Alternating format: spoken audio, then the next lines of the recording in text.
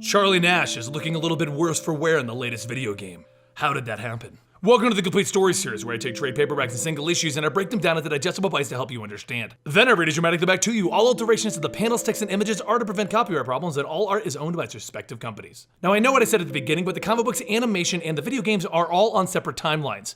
But this would be cool if this was the excuse for the video game. Maybe they'll use it. This is the life and death of Charlie Nash. Deep in the desert walks a soldier named Charlie Nash. He turns back to hear the sounds of a helicopter approaching, and as it lands, a man and woman stand there to greet him. The woman tells Charlie that he was lost, but now found. Charlie tells him that he thought he was forgotten, but the woman helping him aboard tells him a man like him can never be forgotten. Charlie can't remember anything, how long he's been in the desert, anything from before. He can't remember anything other than his name is Charlie Nash, and that he was a Marine. The woman tells him that she can help him remember all of it, but only if he agrees. Wanting to know something, Charlie agrees. She begins to tell him how he was a Marine. He passed all of his tests with extremely high results, both physical and mental. He placed so highly on his IQ test that he was placed as a strategy consultant for a new operation, one called Operation Eagle Eye. The mission was to remove a terrorist threat from inside Afghanistan. Charlie led an assault on the compound thought to be holding munitions for the terrorists. His assault was a success, and when checking the warehouses, he did find the munitions, but he also found that these weapons were coming from the Shadow Lu organization. After returning home, Charlie wanted to further serve his country, so he joined the Air Force. There was a new mission now, one to try and find information on the Shadow Lu organization, and the US would once again put Charlie on the front of that fight.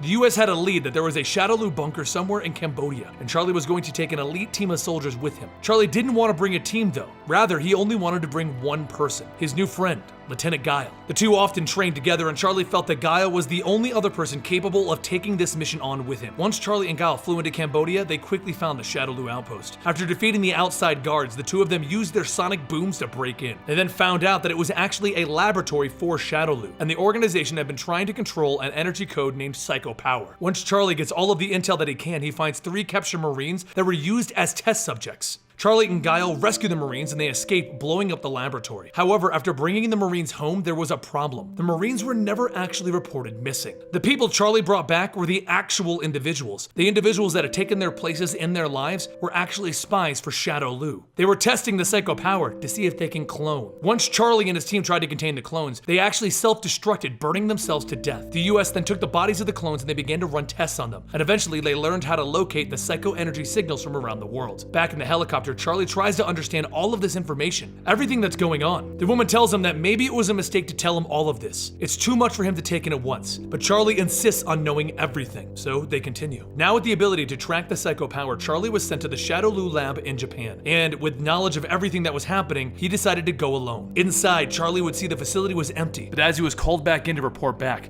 sirens go off signaling the base was going to self-destruct. Charlie began to escape, and that's when he hears someone call for help. Charlie rescued the man who would later be known as Abel, and they get away from the whole building together as it explodes. But days after returning home, Shadow Lu developed a technology that would cloak the energy signals from the psycho energy. Charlie began to suspect that there were more spies within the higher ranks, seeing as Shadow Lu was always one step ahead of them. So he decided to leave the military and pursue the Shadow Lu alone. Figuring that he would start where it all began, Charlie began his search in the Middle East. He managed to find a warehouse of munitions and persuaded a guard to tell him the location of a Shadow Lu base located in Thailand. Charlie began to scout the outpost, but he found that it was actually Shadow Lu's central headquarters. This place was a training ground for a new project, creating human weapons. Before Charlie could get away though, someone grabbed him by the head, and that someone was M. Bison. He started to use the psycho energy and force it into Charlie. With so much psycho energy inside of Charlie, Bison would control him now as the ultimate soldier, someone known as Agent Shadow. Agent Shadow would go on to carry out assassinations for Shadow Lu, even taking out his prior commanders. But eventually his target would be Chun-Li due to her investigating Shadow Lu looking for her father. Agent Shadow would begin fighting only to be stopped by Guile, because Guile had started to work with Chun-Li. Agent Shadow began to beat down on Guile, but when Guile held up Charlie's old dog tags, Charlie's mind was able to overcome Bison's brainwashing. Knowing that Bison would come back for him, Charlie, Guile, and Chun-Li attempted to escape through a mountain, but Bison was waiting for them with an attack helicopter. Bison began to shoot at the group, but Charlie jumped in front of Guile, taking all of the shots to the chest. Guile and Chun-Li then began to fight Bison Bison, but they were quickly overpowered. That's when the dead Charlie began to stand up and he called out Bison. With the remaining strength that he had left, Charlie used his flash kick to cut off a part of the cliff that he and Bison were standing on. Charlie fell into the waters with Bison, and this marked the day that Charlie Nash died. Back in the helicopter, Charlie tries to figure out who. If he's here, that can't be true, he's alive. And the woman tells him that he's right, sort of. Charlie demands that the woman tell him what's going on, but the other man restrains Charlie. The woman tells him that they work for a secret society, and that's the reason that he is here now. And the reason that he is here now is that the psycho energy inside of him has been keeping his mind alive, even though his physical body died. Charlie still doesn't understand. How is any of this real? How is he just wandering in the desert? The woman tells him that they are actually in his mind. They uploaded his consciousness into the world that his mind created. Charlie tells her that that's impossible, but then with a snap of her fingers, everything turns white. The woman tells him that they want him to join them and that they can give Charlie back his memories. The only thing that she asks